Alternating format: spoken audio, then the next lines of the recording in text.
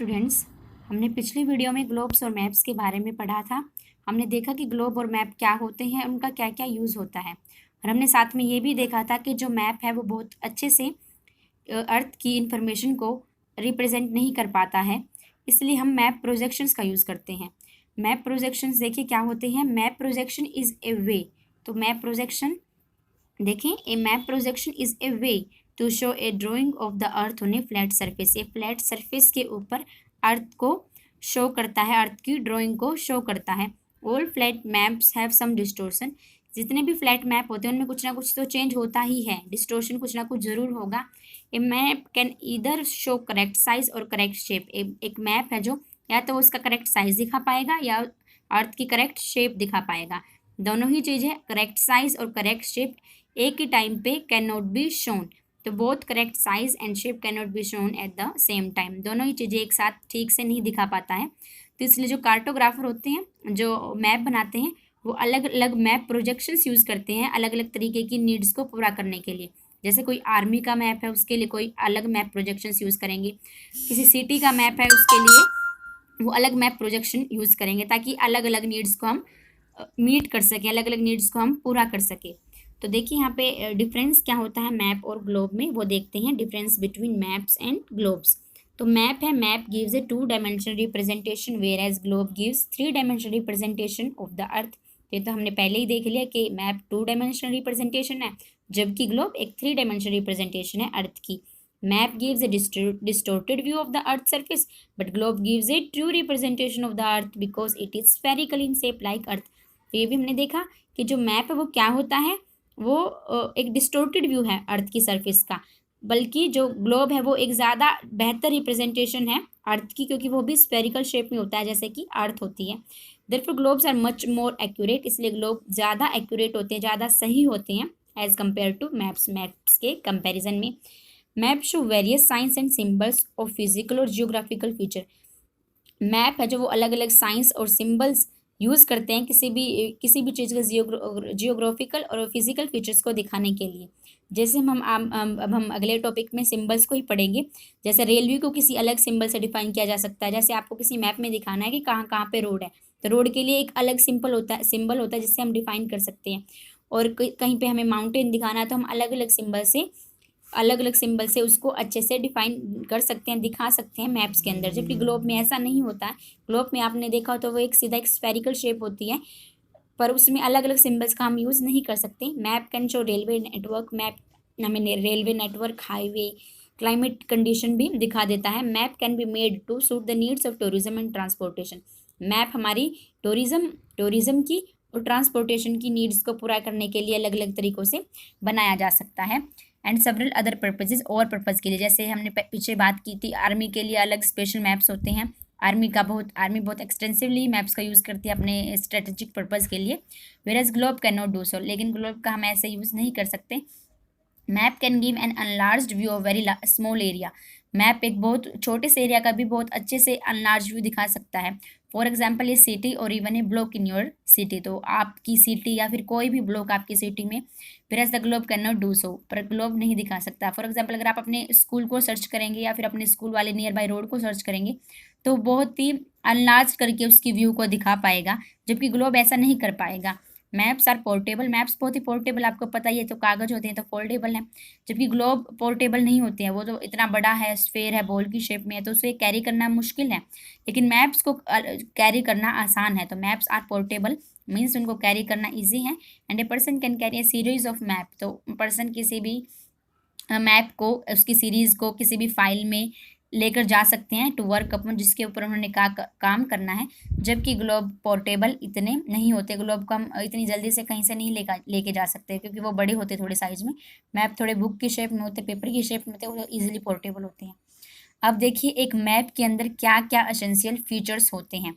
ऊपर हमने पढ़ लिया कि कैसे मैप और ग्लोब अलग अलग है।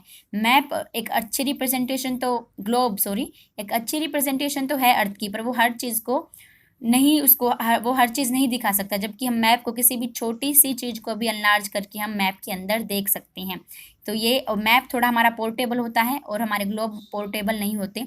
मैप को हम अपनी नीड के अकॉर्डिंग बना सकते हैं, ग्लोब को नहीं बना सकते। तो इसलिए कुछ इंपॉर्टेंट डिफरेंस है ग्लोब और मैप्स के।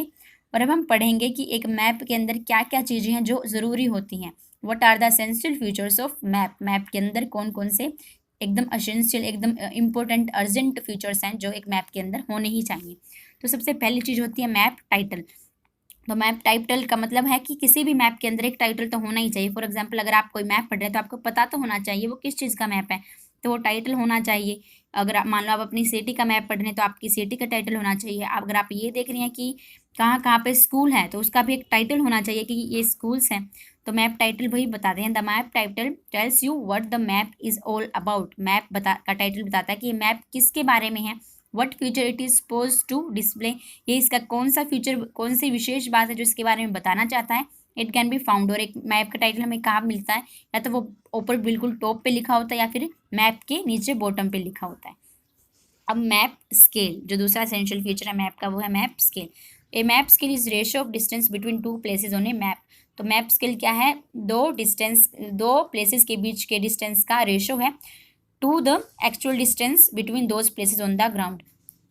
और किससे है उसका रेशो, जो एक्चुअल प्लेसेस है डिस्टेंस पे, मतलब मैप के ऊपर दो प्लेसेस में हमारा क्या डिस्टेंस है, और जो एक्चुअल डिस्टेंस क्या है उन दो प्लेसेस के बारे में, जो उनका रेशो है उनको बोलते हैं हम मैप स्केल।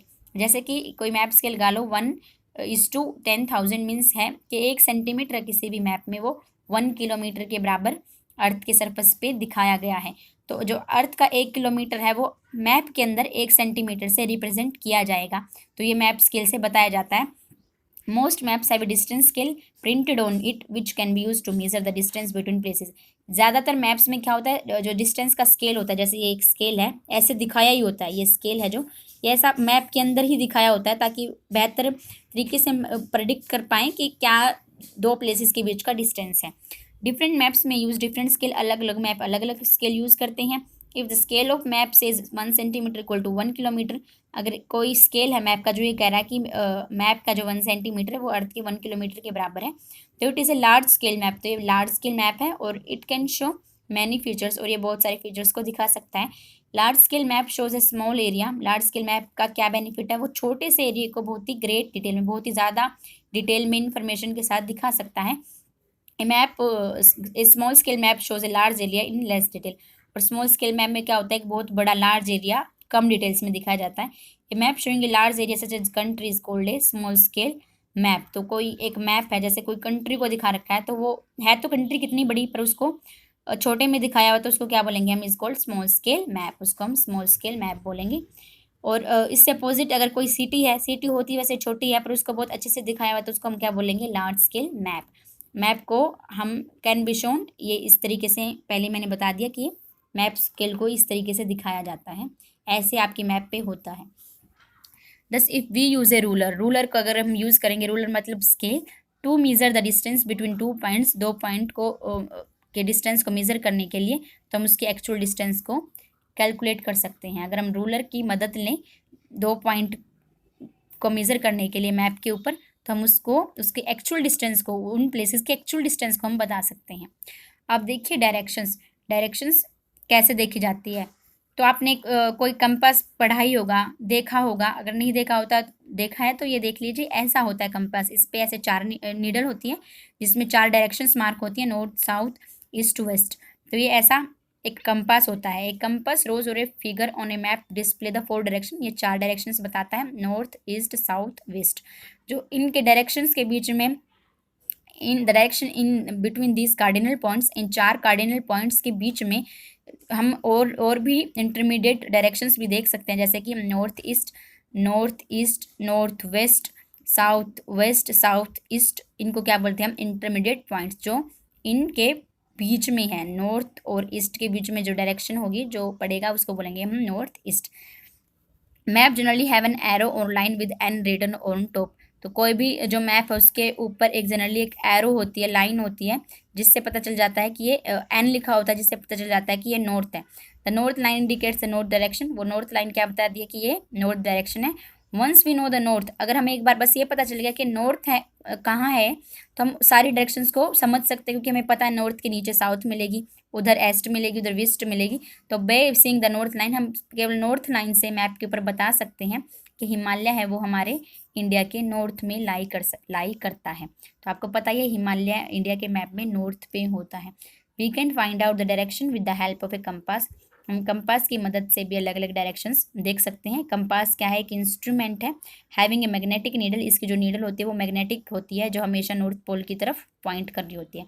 तो मैग्नेटिक कंपास कुछ ऐसा दिखाया जाता है। तो एक मैप के अंदर एक डायरेक्शन भी होती है जहाँ पे एन लिखा होता है एक एरो डाल के, जिससे पता चल जाता है कि यहाँ से ये नॉर्थ है किसी भी मैप का। अब देखिए लीजेंड क्या होते हैं। लीजेंड हमारा तीसरा एसेंशियल फीचर है।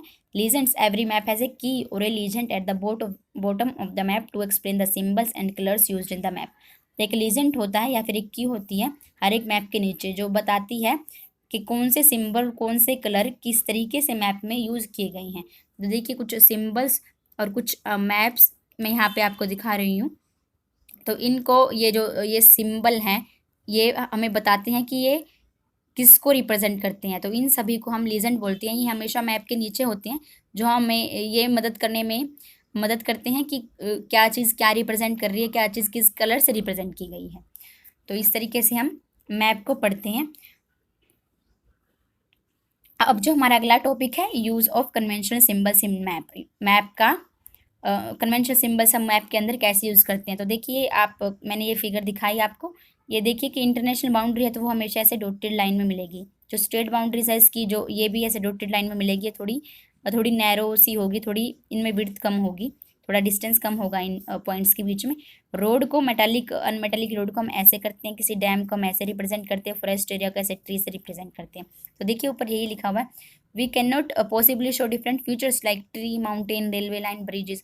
हम ऐसा नहीं है कि हम पूरी की पूरी ट्री लाइन को ऐसे पूरा का पूरा दिखा सकते हैं मैप में, क्योंकि मैप इतना बड़ा नहीं होता कि हम हर एक किसी फीचर्स को दिखा पाएँ।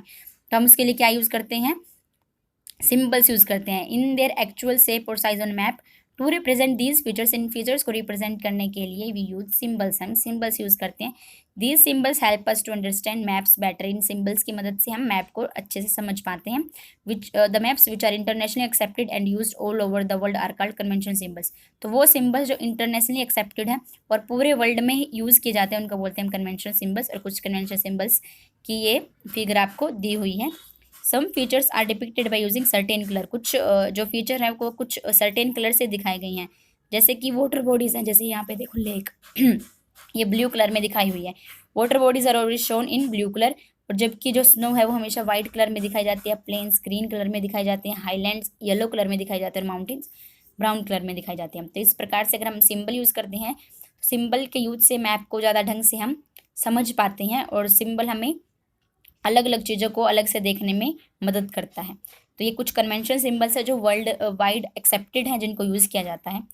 अब बस इस वीडियो में हम इतना ही करेंगे। अगले वीडियो में हम मैप्स के बारे में पढ़ेंगे। आप इन सबको साथ के साथ देखते रहिए और अपना जो होमवर्क है वो भी करते रहिए। Thank you.